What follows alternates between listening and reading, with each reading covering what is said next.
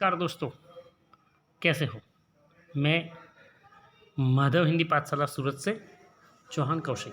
दोस्तों, आज हम हिंदी मीडियम में हिंदी सब्जेक्ट में कक्षा 6 में एक नए चैप्टर की शुरुआत करने जा रहे हैं, जिसका नाम है ओजोन, जिसके लेखक हैं डॉक्टर राम गोपाल वर्मा। देखते हैं यह जो चैप्टर है उसमें पर्यावरण की बात की गई है। डॉक्टर राम गोपाल वर्मा का जन्म 1948 में दिल्ली में हुआ था। उन्होंने एमए, बीएड तथा पीएचडी तक की शिक्षा प्राप्त की। हिंदी साहित्य के आलोक स्तंभ जीवनिया, अर्धजले खिलौने, द्विअंकी नाटक, चौकीदार, 3 अंकीय नाटक, मौत एक कबूतर की, एकांकी संग्रह, भैंस गई थाने में, प्रहसन संग्रह, चूहे का मुकदमा, मंचीय लघु नाटक तथा आल्हा उडल कहानी संग्रह आदि उनकी प्रसिद्ध रचनाएं हैं। ओजोन वायुमंडल की एक रक्षा परत है। यह समताप मंडल को संतुलित करने वाला वायु है। यह सूर्य से निकलने वाली पराबैंगनी किरणों का अवशोषण करके पृथ्वी के जीवन की रक्षा करता है। यह ओजोन परत पृथ्वी के समताप मंडल में 15 से 35 किलोमीटर की ऊंचाई पर स्थित है। मानवीय क्रियाकलापों से यह जीवन रक्षक परत टूट रही है। मशीनों, रेफ्रिजरेटर, इरेसॉल स्प्रे आदि से उत्सर्जित क्लोरोफ्लोरोकार्बन CFC, वाहनों एवं ईंधन से निकलने वाला धुआं वगैरह ओजोन परत के लिए अत्यधिक हानिकारक है। प्रस्तुत नाटिका में संवाद के माध्यम से धुएं से होने वाले मानवीय रोगों एवं जीवन रक्षक परत को पहुंचने वाली हानि के बारे में बच्चों को बताने का प्रयास किया गया है। तो देखते हैं ये नया चैप्टर, जिसमें हम देखते हैं कि यहाँ पर पात्र परिचय कितने पात्र हैं। ठीक है, अंजलि, नीरज, दादाजी, अंजलि और नीरज के पापा, अंजलि और नीरज की मम्मी और डॉक्टर, इतने पात्र है।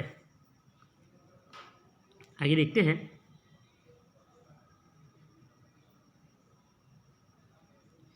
अंजलि कहती है, यहाँ पर अंजलि, नीरज और अंजलि के पापा मम्मी और डॉक्टर, इन लोगों के बीच में जो बात होती है उनमें से हमें नई बात जानने को मिलेगी। अंजलि कहती है, दादाजी आपके आंसू क्यों निकल रहे हैं। नीरज कहता है, दादाजी रो रहे हैं। अंजलि कहती है, दादाजी क्यों रोएंगे भला। नीरज कहता है, दादाजी को मम्मी ने चॉकलेट नहीं दी होगी। क्यों दादाजी। दादाजी कहते हैं, नहीं बच्चों, मैं रो नहीं रहा हूँ, मेरी आंखों में धुआं चला गया है, इससे आंसू निकल आए हैं। नीरज कहता है, दादाजी आंसुओं को रोकिए, मेरी मम्मी कहती है कि आंसू बड़े कीमती होते हैं, इन्हें आंखों में ही जोड़ कर रखना चाहिए। यहाँ पर बात हो रही है कि दादाजी की आंखों से आंसू निकल रहे हैं। यह देखकर नीरज पूछता है कि आप क्यों रोए हैं। तो अंजलि कहती है कि दादाजी क्यों रोएंगे। तब नीरज मासूमियत से कहता है कि मम्मी ने चॉकलेट नहीं दी हुई होगी तो रो रहे होंगे। तो दादाजी कहते हैं, मैं रो नहीं रहा हूँ, मेरी आंखों में धुआं चला गया है। जब वातावरण में धुएं का प्रमाण बढ़ जाता है, तब अगर हमारे नज़दीक से कोई वाहन गुजरता है या फिर कहीं पर बहुत सारा धुआं होता है और वो धुआं जैसे ही हमारी आंखों में जाता है, हमारी आंखों में से आंसू निकल आते हैं। तो नीरज कहता है कि दादाजी आंसुओं को रोकिए, कि मेरी मम्मी कहती है कि आंसू बड़े कीमती होते हैं, उन्हें आंखों में ही जोड़ कर रखना चाहिए, उसे आंखों में ही रखना चाहिए। अंजलि कहती है, चल हट, मम्मी तुझे झूठ मूठ कहती है, तू रोता बहुत है, तुझे चुप कराने के लिए दादाजी धुएं से आंसू क्यों निकलते हैं। अंजलि कहती है कि तू झूठ बोल रहा है, वो तो तू रोता बहुत है, इसलिए मम्मी तुझे ऐसा कहती है, चुप कराने के लिए तुझे मम्मी ऐसी बात करती है। दादाजी कहते हैं, अंजलि कहती है कि दादाजी धुएं से आंसू क्यों निकलते हैं। दादाजी कहते हैं, धुएं में जहरीले कण होते हैं। यह धुआं हवा को अशुद्ध कर देता है। जब यह धुएं वाली अशुद्ध हवा हमारी आँखों में जाती है तो जलन होने लगती है और आंसू निकलने लगते हैं। अंजलि के प्रश्न के उत्तर में दादाजी बता रहे हैं कि धुएं में जहरीले कण होते हैं जो हवा को भी अशुद्ध करते हैं, और जब वह अशुद्ध हवा हमारी आंखों में जाती है तो हमारी आंखों में जलन होती है और आंसू निकलने लगते हैं। नीरज कहता है, और अगर मुंह में चले जाए तो क्या मुंह से भी आंसू निकलेंगे? नीरज कहता है कि क्या मुंह से भी आंसू निकलेंगे? तब अंजलि कहती है कि चुप रह, मुझसे भी कभी आंसू निकलते हैं? मुझसे कभी आंसू निकलते? नहीं निकलते। आंसू तो आंखों से ही निकलते हैं, मुँह से तो खांसी निकलती है। जब हम बीमार पड़ जाते हैं, हम एक जगह छोड़कर किसी दूसरी नई जगह जाते हैं तब, या फिर जब हम बीमार हो जाते हैं, या फिर कुछ दिनों के लिए हम ज़्यादा बाहर का या फिर तला हुआ कोई चीज़ खाते हैं, ज़्यादा प्रमाण में हम अगर ठंडी चीज़ें, आइसक्रीम, बर्फ़ जैसी चीज़ें खा लेते हैं तो हमें खांसी होनी शुरू हो जाती है। दादाजी कहते हैं, मुंह से आंसू नहीं निकलते, खांसी उठती है, और यह हवा सांस के साथ फेफड़ों में चली जाए तो दमा, न्यूमोनिया जैसी बीमारी भी होती है।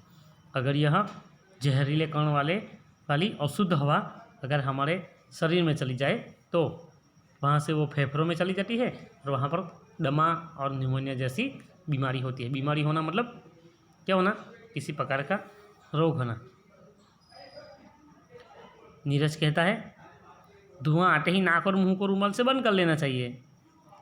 अंजलि कहती है, तुझसे किसने कहा? नीरज यहाँ पर एक अच्छी बात बता रहा है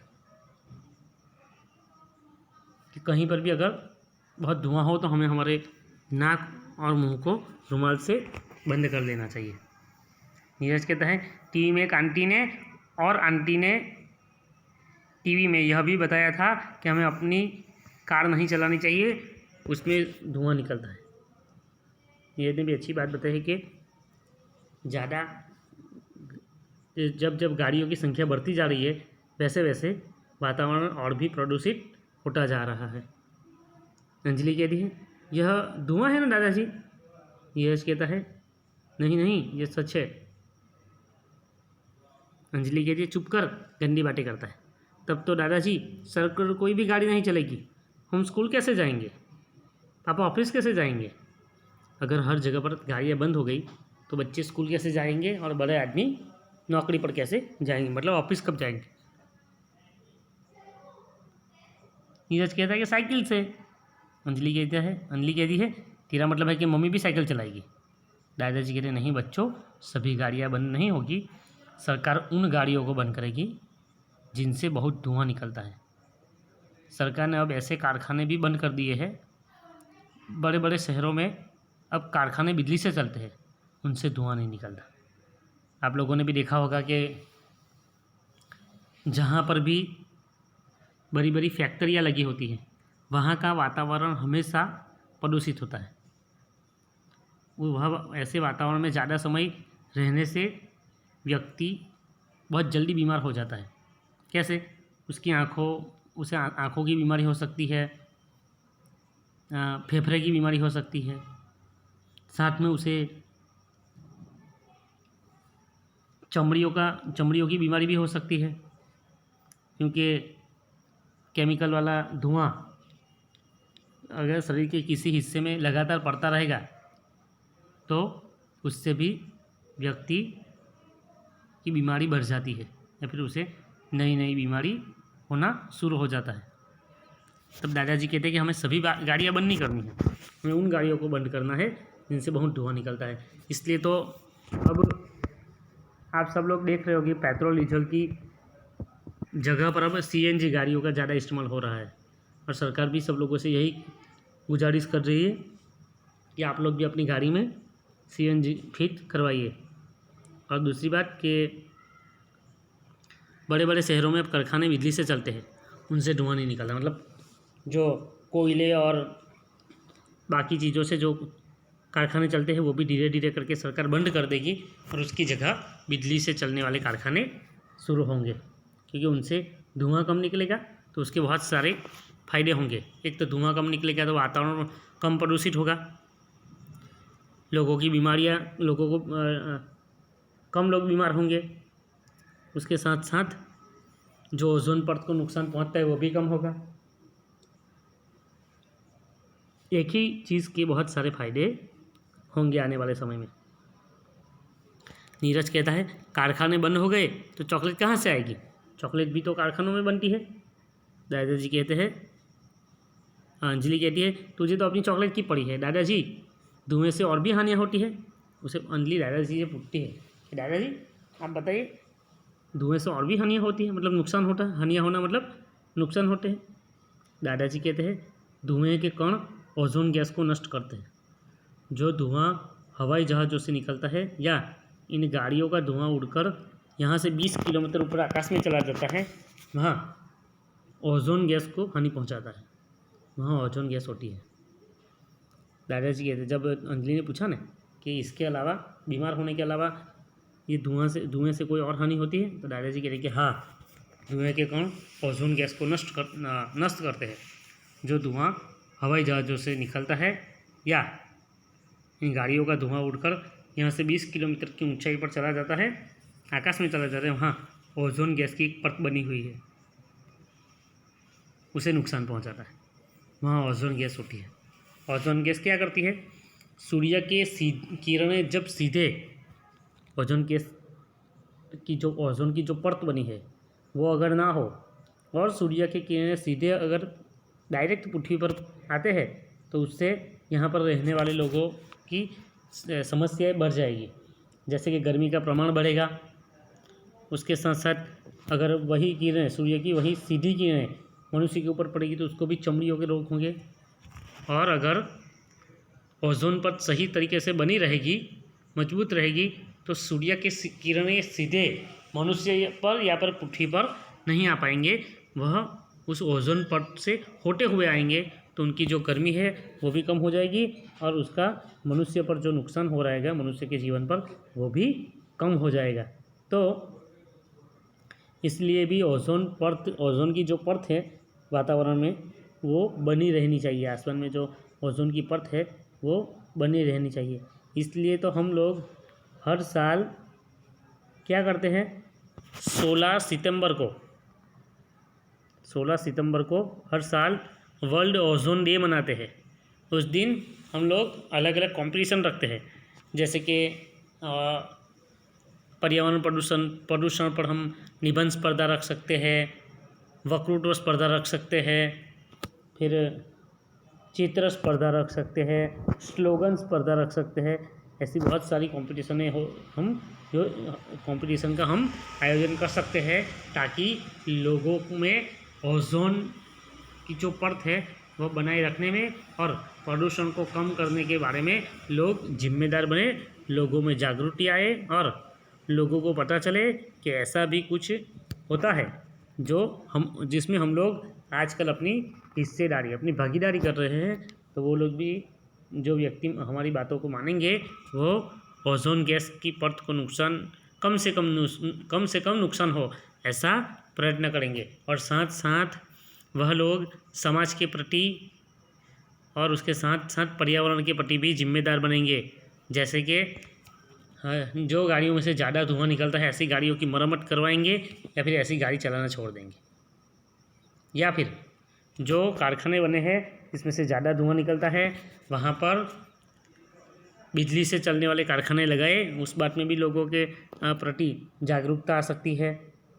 साथ साथ जो और पर्यावरण जिन चीज़ों से हमारा पर्यावरण प्रदूषित होता है, जैसे कि पेड़ पौधों का काटा जाना या फिर पानी का बिन जरूरी उपयोग, ऐसे सब चीज़ों से भी मनुष्य जागरूक होगा तो वह उसका फ़ायदा आने वाले समय में हमारे पर्यावरण को होगा, मतलब हमारे भारत सहित पूरे विश्व को उसका फ़ायदा मिलेगा। अगर एक व्यक्ति भी ईमानदारी से अपना कर्तव्य समझकर पर्यावरण के प्रति जागरूक होगा तो वही व्यक्ति और 10 लोगों को पर्यावरण के प्रति जागरूक करेगा।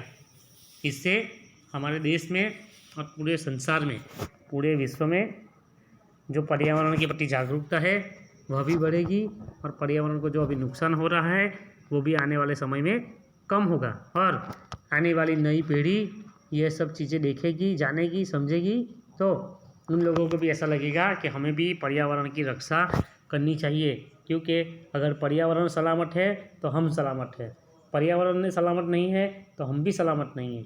क्योंकि जब तक पर्यावरण की समतुला है वो बनी रहेगी तब तक पृथ्वी की समतुला बनी रहेगी। जिस दिन पर्यावरण में असमतुला पाई जाएगी उसी दिन मनुष्य जीवन भी दुष्कर होता जाएगा। तो दोस्तों आज के वीडियो में हम यहाँ पर रुक रहे हैं।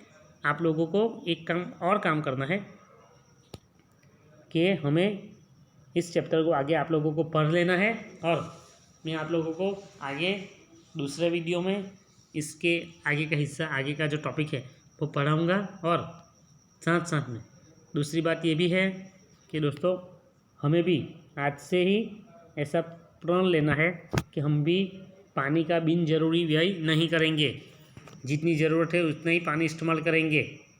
और घर में भी जो बिजली के उपकरण है, लाइट, पंखे, वो भी जब हमें उसका उपयोग नहीं हो तब हम बंद कर देंगे। मानो कि हम दूसरे रूम में बैठे, अगर हमें पहले रूम में जाकर बैठना है तो दूसरे रूम की लाइट और पंखा हम हमेशा बंद करेंगे। उससे हमारे घर का जो बिजली का बिल है वो भी कम आएगा और उससे हमारे देश की जो ऊर्जा है वो भी बचेगी। तो ऐसा करने से सरकार का भी फ़ायदा है, हमारा भी फ़ायदा है और उसके साथ साथ देश का भी फ़ायदा है। तो हमें मिलजुल कर ऐसा अच्छा कार्य करना है और लोगों को भी ऐसे अच्छे कार्य करने के लिए उत्साहित करना है। तो दोस्तों मिलते हैं दूसरे वीडियो में, तब तक के लिए नमस्कार।